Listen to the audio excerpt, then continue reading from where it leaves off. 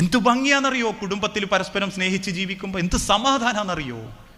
വീട്ടിക്ക് കയറി ചെല്ലുമ്പം അവനാൻ്റെ വീട്ടിൽ കിട്ടുന്നതിനേക്കാളും സൗകര്യവും സുഖവും സന്തോഷവും ലോകത്ത് വേറെ എവിടെയും കിട്ടൂല. പക്ഷെ അതിനെന്ത് വേണം? നമ്മൾ തുറന്ന് സ്നേഹിക്കാൻ തയ്യാറാവണം. അത് നമ്മൾ ഉള്ളിൽ പടച്ചോൻ തന്നിട്ടുണ്ടെങ്കിൽ അത് കൊടുക്കണം. അവസാനം മരിച്ചു കിടക്കുന്ന നമ്മളെ മുഖത്ത് നോക്കിയിട്ട് എൻ്റെ ഭാര്യ പറയണം, ഇയാളിൻ്റെ ഒരു വലിയ സൗഭാഗ്യമായിരുന്നു റബ്ബേ എന്ന്. സ്വന്തം ഭർത്താവിനെ കൊണ്ട് മാറിയ എത്ര ഭാര്യമാരുണ്ടെന്നറിയോ?